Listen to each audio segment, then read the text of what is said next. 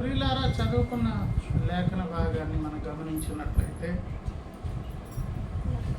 అపోస్తులుడైన, భక్తుడైన, శిష్యుడైన, ప్రియ శిష్యుడైన యోహాను గారి ద్వారా ఈ ప్రకటన గ్రంథపు ఈ మొదటి అధ్యాయాలలో క్రీస్తు సంఘమును రాబోతున్నటువంటి యేసయ్య రాకడ కొరకు, దానికి ముందు దేవుడిచ్చే కడవరి వాన కొరకు,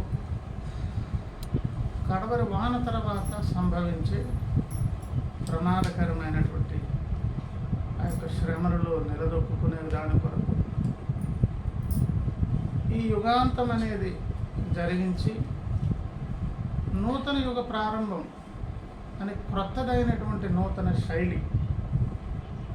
అంటే ఇదివరకు ఏ నూతన యుగాన్ని దేవుడు ప్రారంభించినా ఈ పంచభూతాత్మకమైనటువంటి సృష్టిలో ఉన్నటువంటి పంచభూతాల్లో ఏదో ఒక ఎలిమెంట్ని ప్రక్కన పెట్టి మిగతా 4 మాత్రమే క్రొత్తవి చేసి ఈ వరవడితో దేవుడు కొన్ని యుగాలు జరిగించాడు. కానీ నెక్స్ట్ వస్తున్నది అలాంటి పరిస్థితి కాదు. ఈ పంచభూతాత్మక సృష్టి మొత్తాన్ని కూడా లేకుండా తీసేసి 5 కూడా క్రొత్తవిగా చేసేటటువంటి నూతన యుగ ప్రారంభం. అది క్రొత్త ఆకాశం, క్రొత్త భూమి, అలాగే ఈ పంచభూతాలు అనబడినటువంటివి అన్నీ కూడా క్రొత్తవే.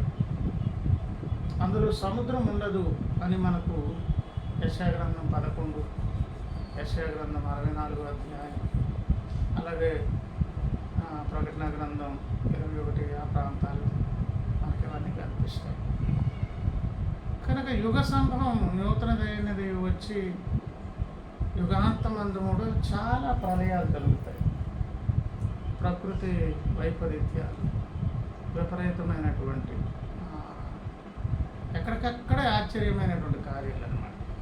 ఇప్పుడు కూడా మనం చూస్తున్నాం కదా, ఎక్కడ ఏం జరుగుతుందో, ఎలాంటి జరుగుతుందో లోకమంతా జరిగిన తర్వాత దాని గురించి వ్యాఖ్యానం చేస్తుంటారు. ఇలా చేస్తే బాగున్నా, అలా చేస్తే బాగున్నా, అందులో ఇతర దేశాల కంటే కూడా మన దేశం అయితే ఏ విషయమైనా జరిగిపోయిన తర్వాతే చెప్తుంటారు.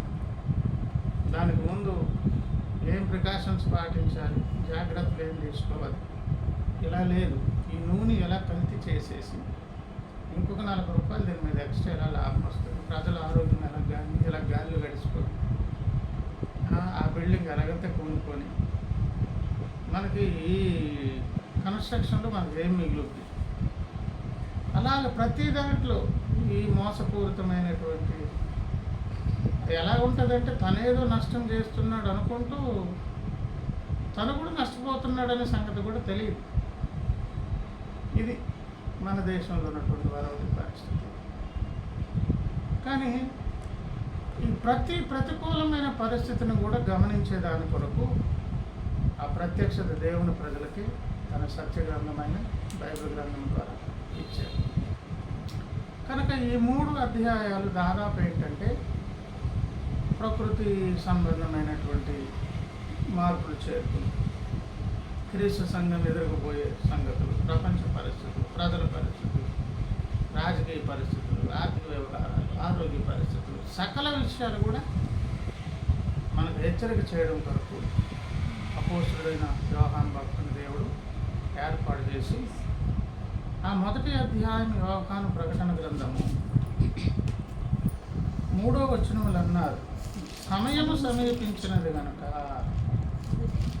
1:3 సమయము సమీపించినది కనుక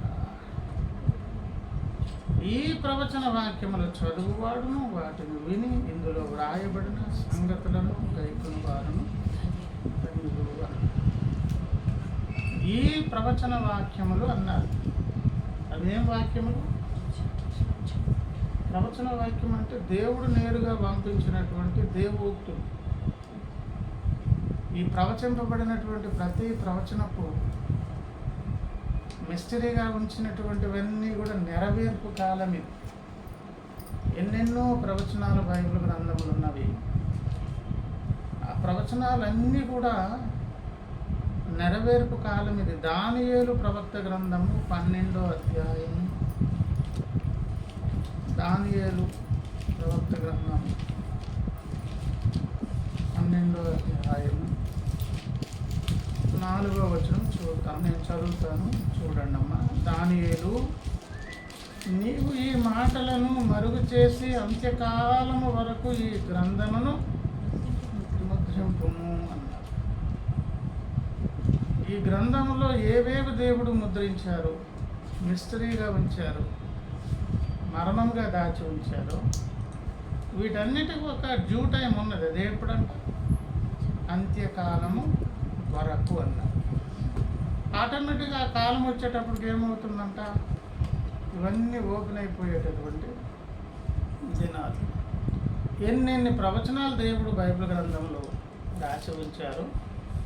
అన్నీ కాదు, మళ్ళీ కొన్ని నెరవేర్పులు మనం అక్కడికి వెళ్ళాక కూడా జరుగుతుంది. పరలోకానికి భూమి మీద క్రీస్తు సంఘానికి ఏమేమి నెరవేర్పులు జరగాలి, అటన్నిటిని కూడా దేవుడు ఏం చేస్తారు? మనకు కూలంకుషంగా విప్పి చూపించి చెప్పేటటువంటి దినాలు. కనుక ఇక్కడ అంటున్నారు యోహాను భక్తుడు ప్రకటన గ్రంథం 1:3 ఈ ప్రవచన వాక్యములు చదువువాడును వాటిని విని ఇందులో రాయబడిన సంగతులను వారును అని. ఇంత ఈజీగా ఇది ప్రారంభించారు, కానీ ఈ ప్రకటన గ్రంథం అంతా చదువుతూ ఉన్న కొలది అస్సలు అర్థం కాని కాదు. అసలు ఇది ఎంత ఇంపార్టెంటా, ముందు చదవాలి, ఏం చదివామో గ్రహించి వాటిని పాటించాలి. ఇది అంత్యదినాల కొరకు దేవుడు ఇచ్చారా? ఏమి నా భాగ్యం అని మనం ఇప్పుడు తొందరపడి చదివి ప్రారంభించి ముందుకు వెళ్ళామనుకోండి, మిగతా ఏ గ్రంథమైన బైబిల్లో 66 గ్రంథాలు ఏదైనా అర్థమవుతుంది, కానీ ఈ ప్రకటన గ్రంథం అసలు అర్థం కానీ కాదు. ఆ కారణాన్ని బట్టి చాలామంది ఆ ముసలితనంలో ఏదో ఆయన రాశారు అని కొన్ని కామెంట్స్ కూడా చేశారు.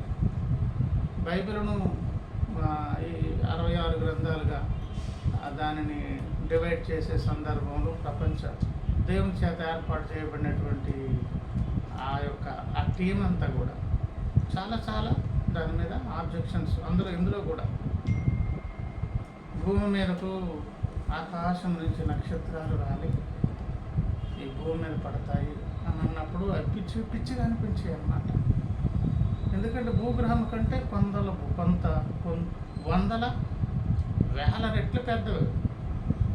నక్షత్రం అనేది భూగ్రహం కంటే వేల రెట్లు, లక్షల రెట్లు, వందల రెట్లు, ఒక్కొక్కటి చాలా పెద్దవి. అది రాలడం ఏంటి, భూమి మీద పడడం ఏంటి? పడితే భూమి ఉంటుందా అసలు?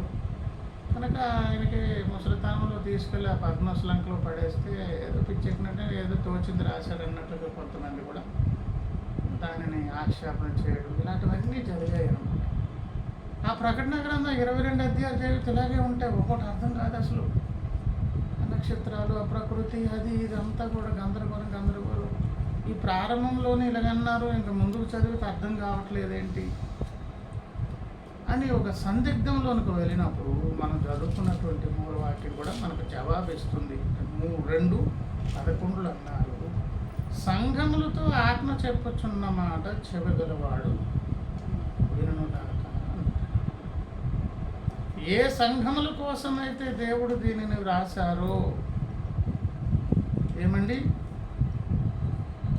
ఏ క్రీస్తు సంఘముల కొరకు దేవుడు వీటిని వ్రాసారో ఆ మాటలు కూడా మనకు కనిపిస్తాయి.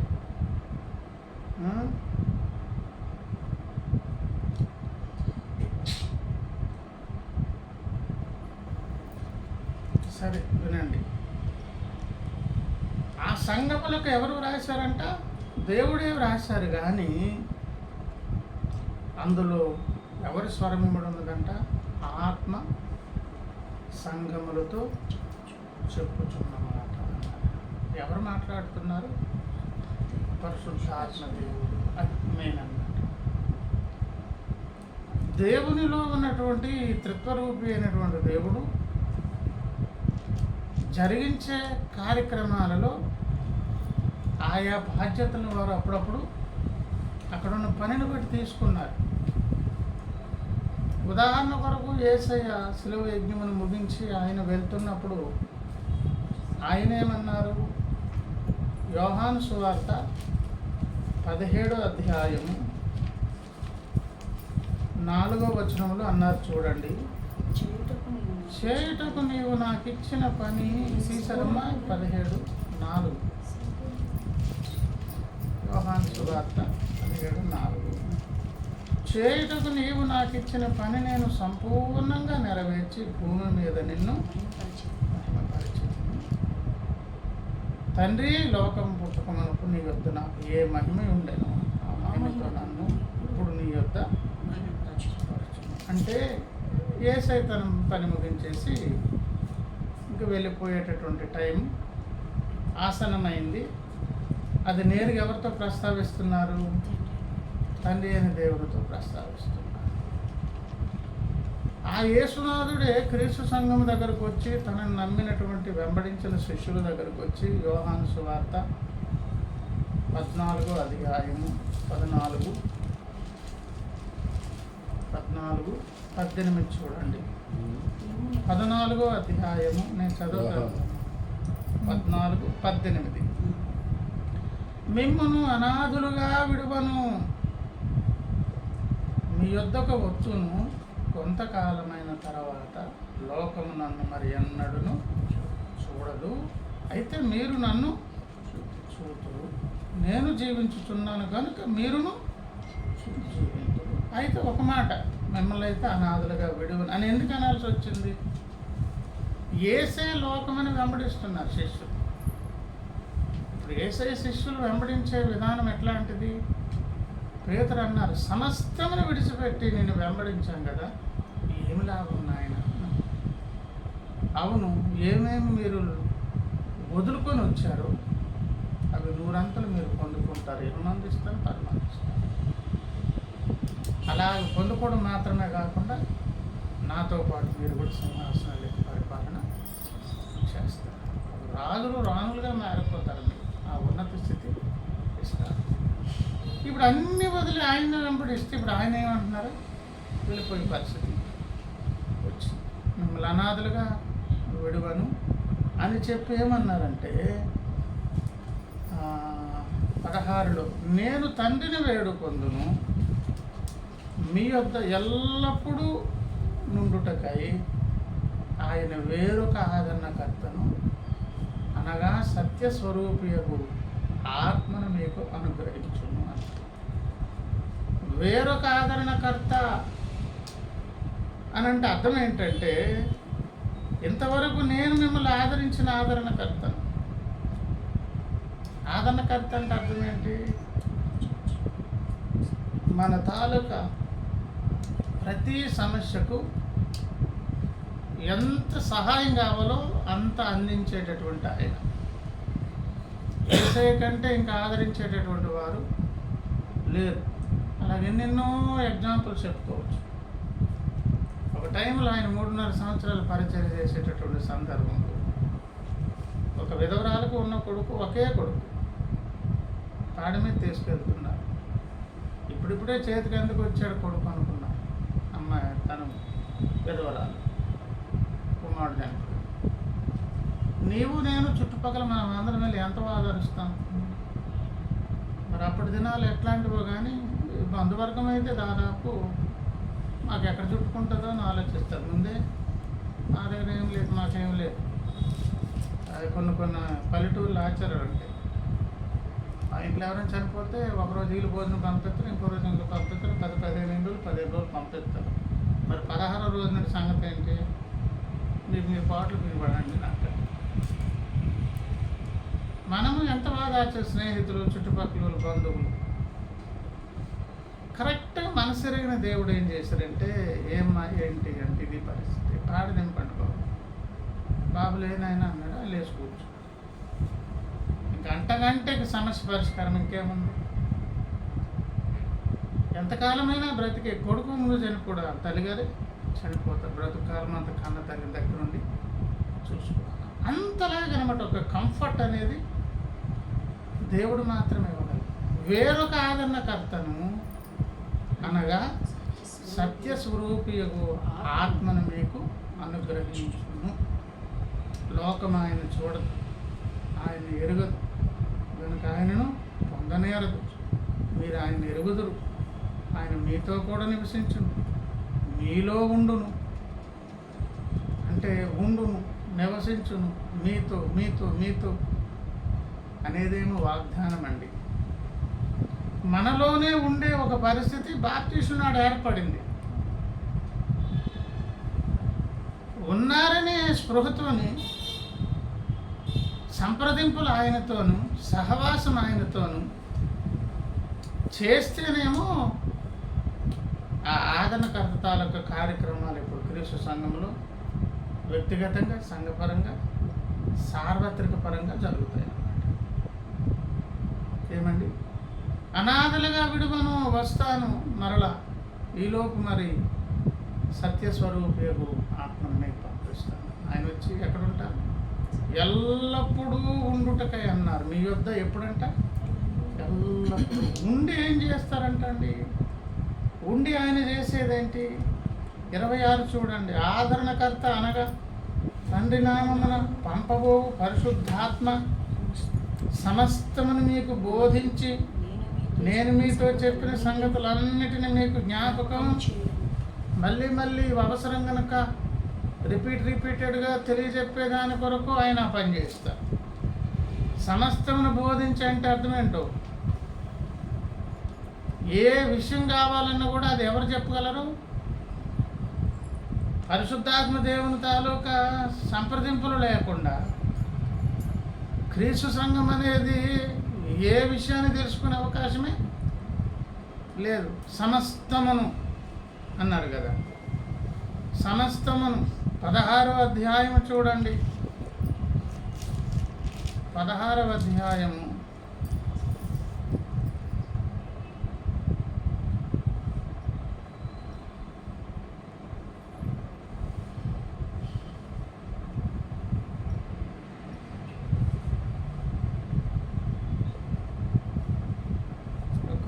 16వ అధ్యాయము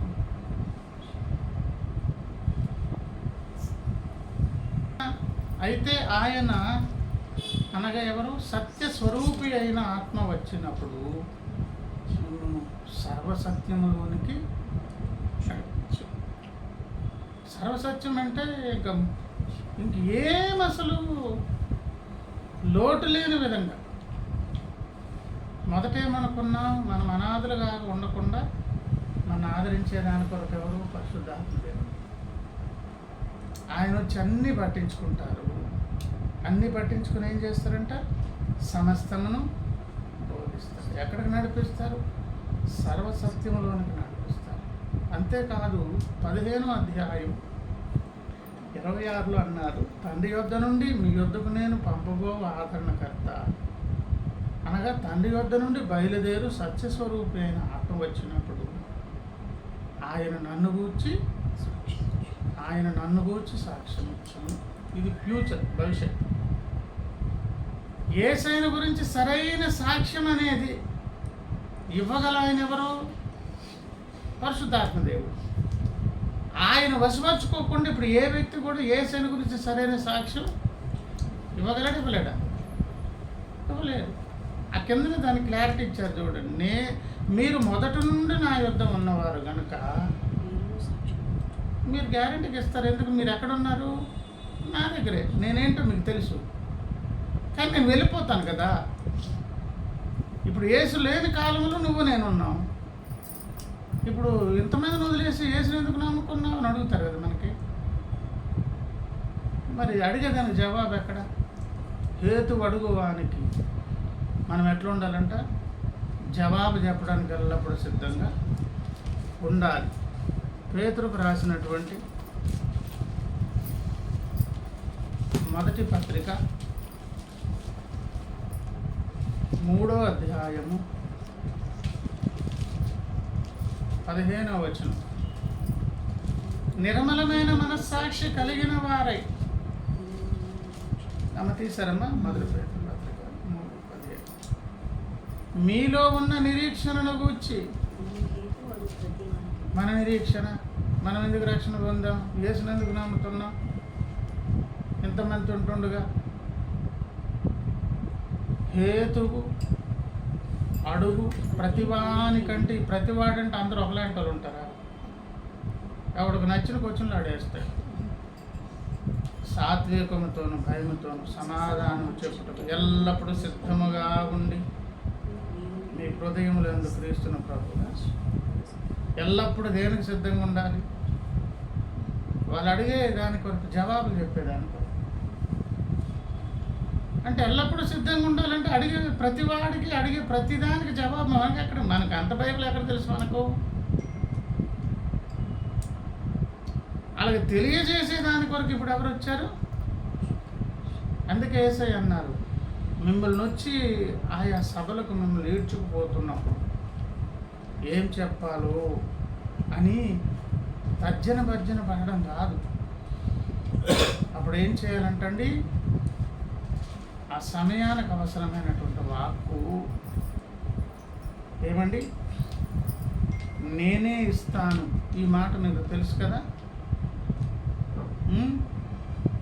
ఆ సమయమునకు అవసరమైన వాక్ ఎవరిస్తారు? దేవుడే. ఇప్పుడు ఎదురాడుటకు వీలు లేని వాక్కు అంటారు. స్టెఫను పట్టుకుపోయాడు, చంపాడని కారణం ఏంటో తెలుసా? అనేక కారణాల్లో ఒక ముఖ్యమైన కారణం, ఆయన సంధించే ప్రశ్నలు అస్త్రాల్లాగా, బాకుల్లాగా, బెల్లెల్లాగా, బాణాల్లాగా దూసుకుపోతుంటే ఈ తలపండిన ఈ శాస్త్ర పరిశీలనకి ఏం లేదు చెప్పండి, జవాబులు లే. ఆయనేమో యవనస్తుడు, కుర్రోడు. ఆయన సంధించే బాణాలు ఎట్లున్నవి? ఆ అబ్రహాం మొదలుకొని ఆ యొక్క మెసొపొతామియా దగ్గర నుంచి స్టార్ట్ చేసుకొచ్చి కల్దీలదే అక్కడి నుంచి కల్దీలు ఊరిన పట్టణంలోని మెసొపొతామియా అనే ప్రదేశం నుంచి పట్టుకొచ్చి కథంతా మొత్తం ఏకరవ పెట్టి సంధిస్తూ ఉంటే ఆ బాణాలు ఎలా తగులుతున్నాయి? గుండెల్లో బాకుల్లో తగులుతున్నాయి. తట్టుకోలేకపోయాడు. అది స్టెఫనుకున్నటువంటి బలము కాదు. అక్కడ చక్కని మాట అన్నారు చూడండి. అపోస్తుల కార్యాలు 7వ అధ్యాయం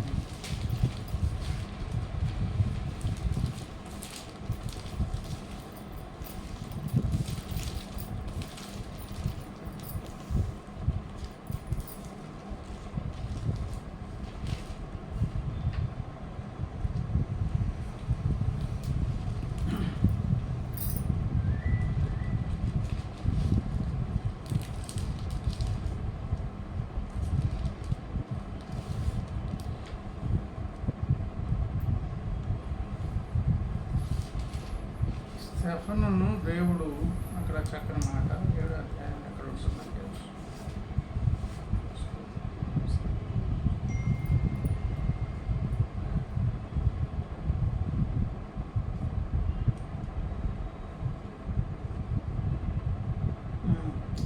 క్షమించాలి 6వ అధ్యాయము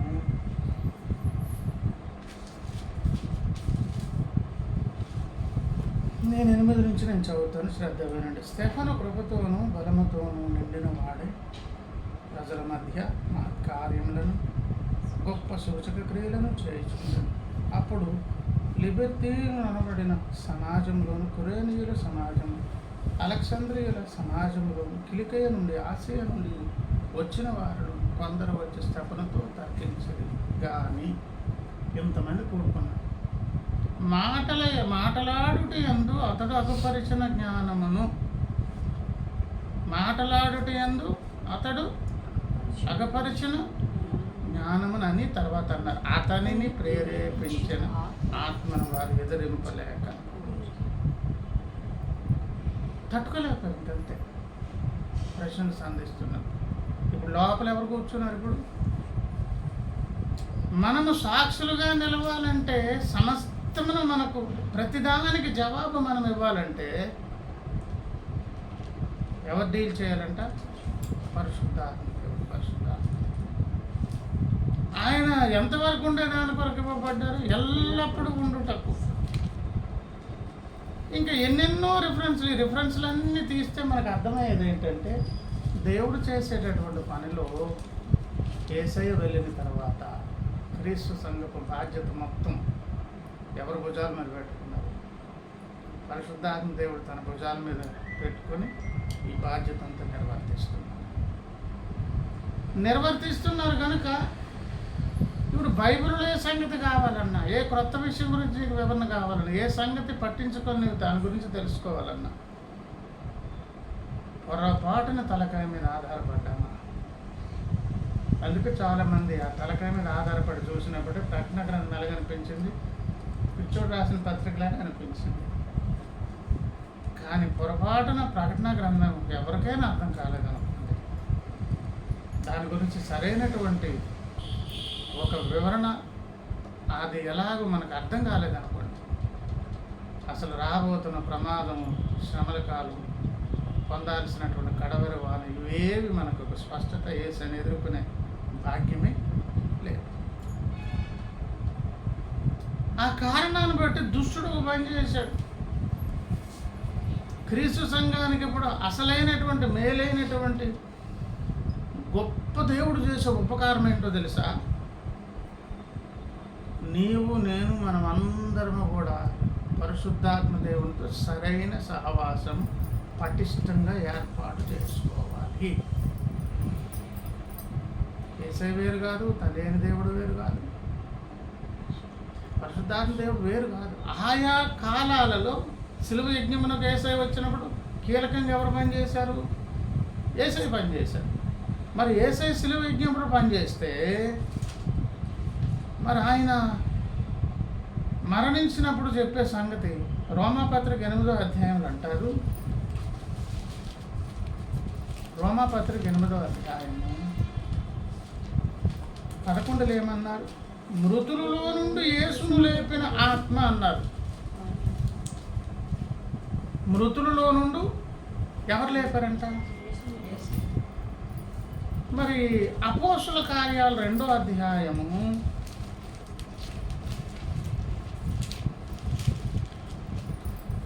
24 చూడండి. మరణమాయను బంధించి ఉంచుట సాధ్యము గనుక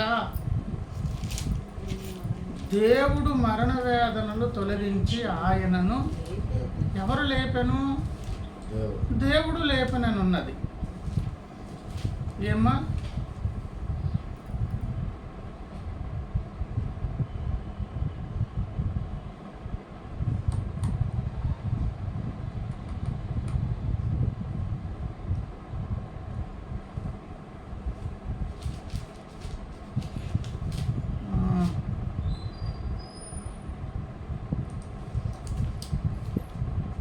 రోమాపత్రిక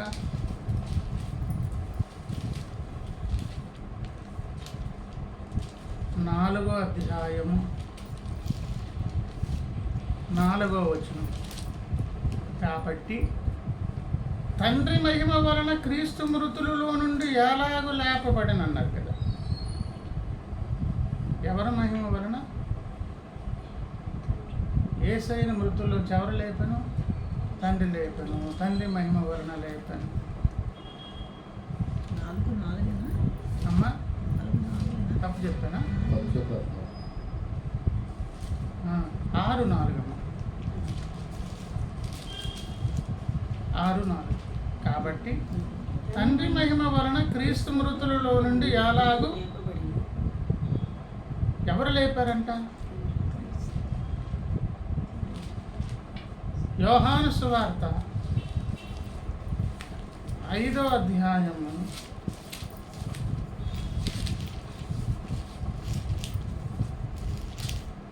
21 చూద్దామా? తండ్రి మృతులను ఎలాగూ లేపి బ్రతికించును. ఈ మృతులను ఎవరు లేపుతారు? అలాగే కుమారుడును తనకిష్టమైన ఇష్టము వచ్చిన వారిని, అదే అధికారం ఎవరికి ఉంది? శక్తి ఎవరికి ఉన్నది? ముగ్గురికి ఉన్నదండి. ముగ్గురు ఒక్క దేవునికి ఉన్నది.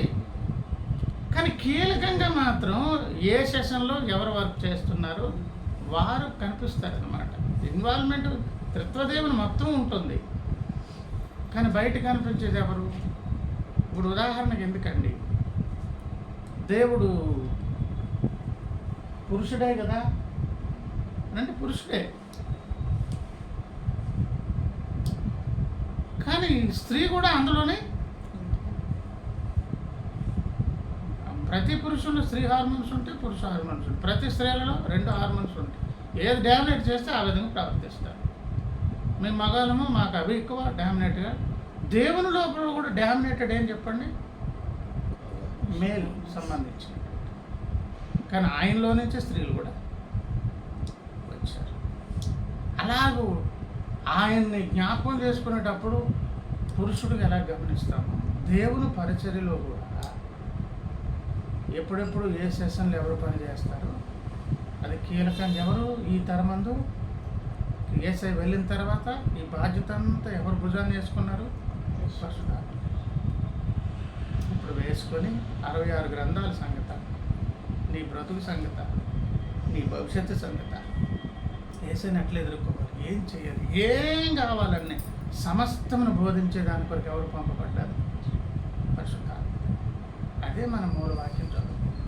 ప్రకటన గ్రంథం చదివితేనేమో చదువువాడును, విని గ్రహించువాడును, గైకొనువాడును ధన్యుడు. కనుక ధన్యత మనకు ఏసైని ఎదుర్కొనే భాగ్యం కలుగుతుందని ఆ 22 అధ్యాయాలు చదివితే అసలు అంతుపట్టదు, అర్థం కాదు, సంగతి తెలియదు, అసలు ఎలాగ అర్థం చేసుకోవాలో తెలియదు.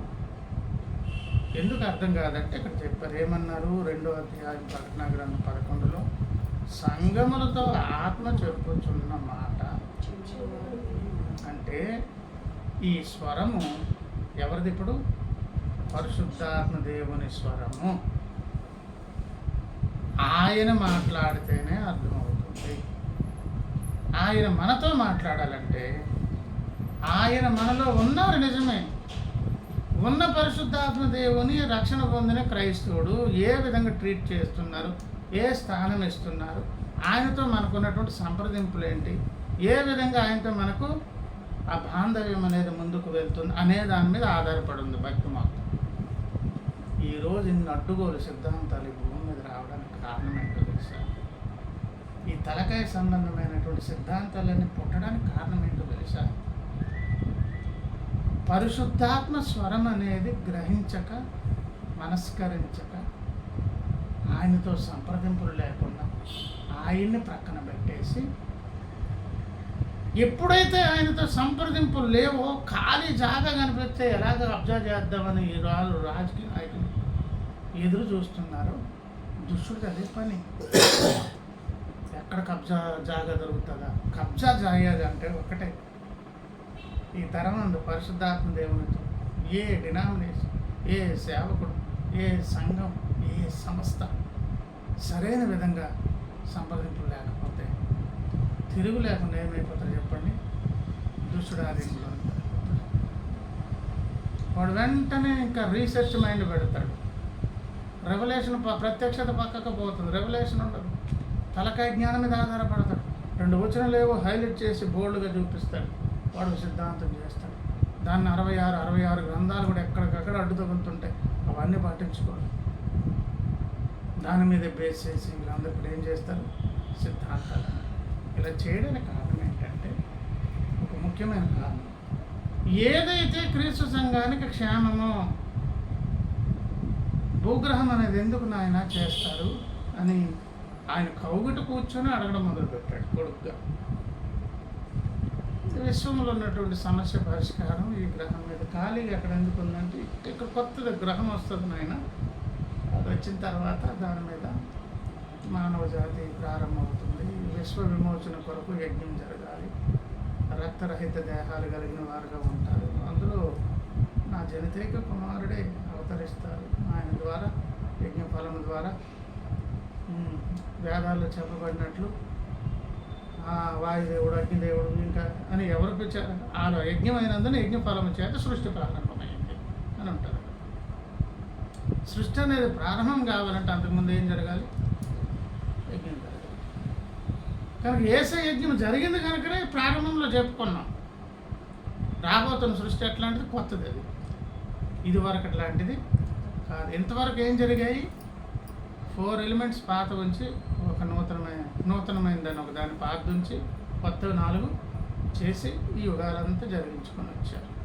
రాబోతున్న యుగం అలా ఉండదు, అది క్రొత్తది. పాయింట్అవుట్ చేయడానికి అవకాశం లేని అండపిండ బ్రహ్మాండం అనే దాని దగ్గరికి వెళ్ళకూడదు. ఎందుకంటే యజ్ఞం జరిగిపోయింది, యజ్ఞ ఫలము చేత అప్పుడు నూతన సృష్టి ప్రారంభమవుతుంది. దానికి ఇది వేదిక నాయన అని అన్నప్పుడు ఓహో ఎప్పుడే దేవుని మీద తిరుగుబాటు చేశారు, దాన్ని పాడు చేయాలి, మానవాన్ని పాడు చేయాలి, రక్షకుడు పుట్టకుండా ఆటంకపరచాలి, మరియమ్మను కలుషితం చేయాలి, లేకపోతే ఇంకేదో రకరకాల ప్రయత్నాలు, యజ్ఞము కాకుండా కొండపేట నుంచి తోసేసి చంపేయాలి, ఇంకేదో రకంగా ఆయన్ని నాశనం చేయాలి. ఇప్పుడు సకల ప్రయత్నం చేస్తూనే క్రీస్తు సంఘానికి ఏది మేలైతే దాన్ని అడ్డుకోవడం కొరకు ఎన్ని అవకాశాలు ఉంటాయి అన్నీ కూడా వాడు ఏం చేస్తాడు, వాడుకుంటాడు. ఈ అంచె దినాలలో మనకు చాలా ఉపకారం, మేలు, క్షేమము, ఆదరణ, సకల ప్రత్యక్షతలు మనకు కలగాలంటే ఏం కావాలంట? మళ్ళీ మాట చదువుతాను చూడండి. ఆత్మ సంఘములతో ఆత్మ చెప్పుచున్న మాట. ఎవరితో చెప్తున్నారు? ఎవరితోనండి? సంఘములతో. చెవిగల వారు వినుగాక, లేకపోతే చెవిగల వాడు వినుగాక. ఇక్కడ సెపరేట్ అవ్వాలి సంఘంలో నుంచి.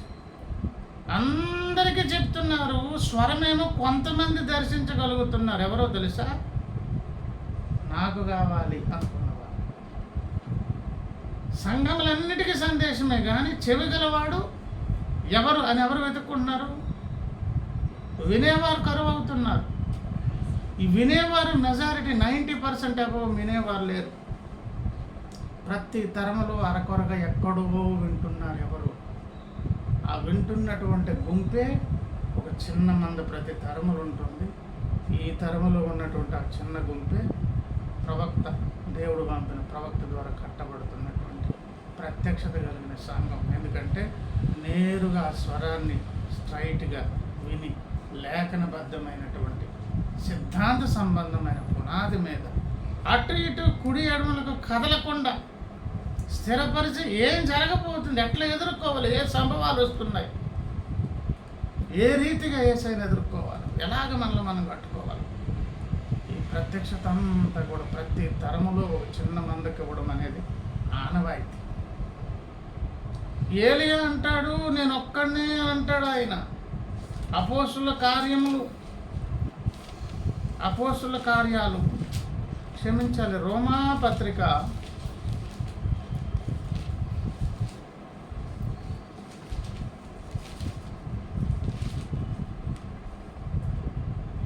11వ అధ్యాయము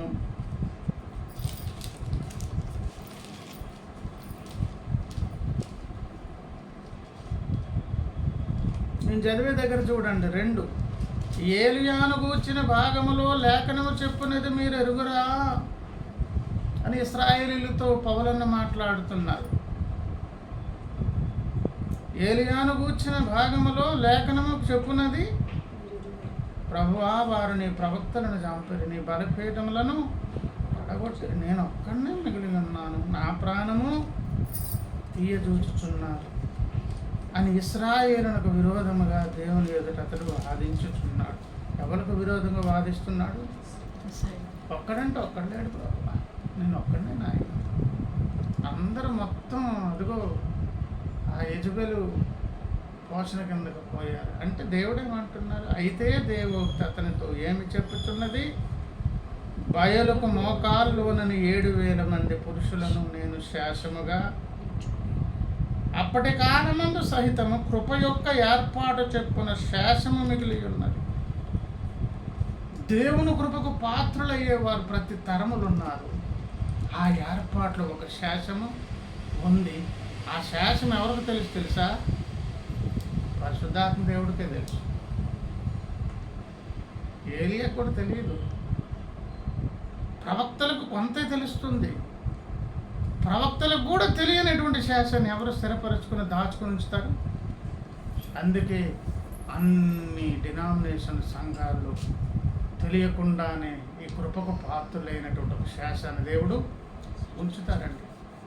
ఎక్కడికక్కడే దేవుడు ఉంచుతారు. ఆ సంగతి మనకు అర్థం కాని కృప యొక్క ఏర్పాటును బట్టి శిరస్సు. కనుక ఆత్మ సంఘాలతో మాట్లాడుతూ ఉంటే ఆ పరిశుద్ధాత్మ దేవుడు అంటున్నారు, నా స్వరం వినేవారు ఎక్కడబ్బా? ప్రభునందు ప్రియులారా, పరిశుద్ధాత్మ దేవునితో సంప్రదింపులు లేకపోతే తప్పకుండా మనం ఎక్కడో గోదాట్లో మునిగిపోయే పరిస్థితి ఉంటుంది. కనుక మనకు క్షేమం ఏంటి చెప్పండి? అంచె దినాల్లో ఎల్లప్పుడూ ఉండుటకు మనం అనాథులుగా మిగిలిపోకుండా మనకెవరినిచ్చారు? సాధనకర్తమైన కర్త సత్యస్వరూపైన పరిశుద్ధాత్మ దేవుని ఇచ్చారు. కనుక ఏం దొరికితే మేలు కలుగుతుందా అని సర్వశక్తులుండి దుష్టుడు సర్వశక్తులుండి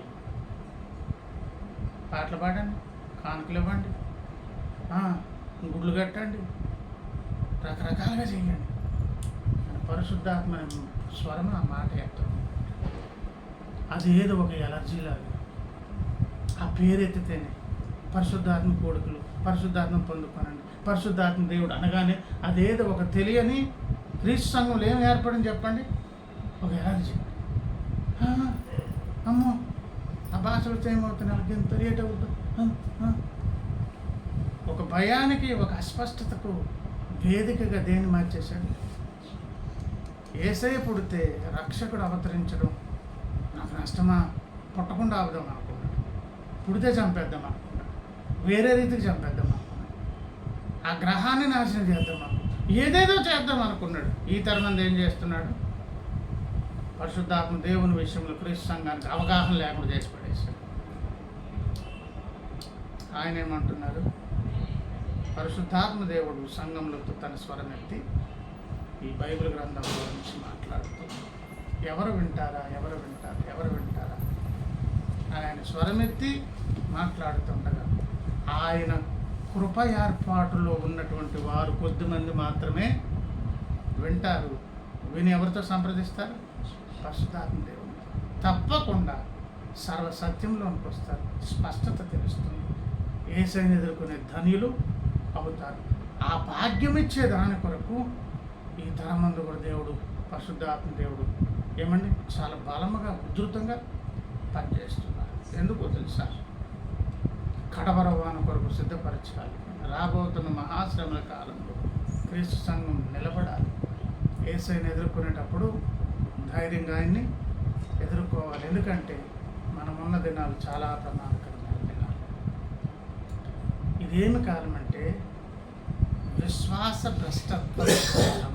విశ్వాసం అనే దాని విషయంలోనే భ్రష్టులైపోయే కాలం, అంటే పడిపోయే దిగజారిపోయే ప్రమాదకరమైన కాలం. ఏం వదిలేసుకుంటారు? విశ్వాసం అనే దానికి ఎన్నో కారణాలు అందులో కూడా చెప్పారు. యాసావు ఒక పూట కూటి కొరకు వదిలేసిన యాసావు లాంటి వారు ఉంటారేమో చూసుకునండి, భ్రష్టుడైపోయాడు ఆయన అని యేసయ్య అన్నారు కదా. అంటే అలాంటి పరిస్థితుల్లో కూడా నిలదొక్కుకోవాలంటే ఎవరితో సంప్రదింపులు ఉండాలి? స్టెఫనును ఆవేశించిన పరిశుద్ధాత్మ దేవుడు ఆ సమయానికి ఆ వాక్కించి యేసయ్యలాగా మాట్లాడతాడు. ఆయన రాళ్ళతో కూడా చంపేస్తుంటే లోపలికి నిండిపోయి పరిశుద్ధాత్మ దేవుడు ఉంటే స్వరం వస్తుందండి. ప్రభువా తెలియక వేరేదో చేస్తున్నారు, దయతో వారిని క్షమి. యేసయ్య ఏం మాట్లాడినారో అదే మాటలు ఎవరు పలుకుతారు? అంటే దాదాపు ఎవరు ఆహ్వానించాలి చెప్పండి? లోపల యేసయ్య నిండిపోవాలి, ఇంకంతే. అలా నిండాలంటే, అలా దేవుడు పరిశుద్ధాత్మ దేవుడు వశపరుచుకోవాలంటే ముందు మనకెవరితో సంప్రదింపులు జరగాలి? లోపల ఉన్న పరిశుద్ధాత్మ దేవుడు మనం దర్శించాలి. ఈ తరమందు క్రీస్తు సంఘానికి సర్వ సైన్యాధిపతిగా ఉండి నడిపిస్తున్న ఆయన ఎవరు? పరిశుద్ధాత్మ. అందరితో మాట్లాడుతున్నారు. వినే చెవి ఎవరికి ఉందని ఆయనే చూస్తున్నారు. విందాం, లోబడదాం, విధేయులమవుదాం. తెలియకుండానే మనలో ఆ సైనిక క్షాత్ర ధర్మం లక్షణాలు అన్నీ కూడా నింపి పుణుకుపుచ్చుకొని వీరులమే శూరులమే ధైర్యస్వరుడుగా దేవుని కృప చేత బలపరిచి నడిపిస్తే తప్ప మన ముందు కాలం ప్రమాదకర కాలం. అలాగే నిన్ను నన్ను బలపరిచి ఆ పరిశుద్ధ ఆత్మదేవుడు తన సన్నిధిలో నడిపించడం ప్రార్థన చేసుకుంటూ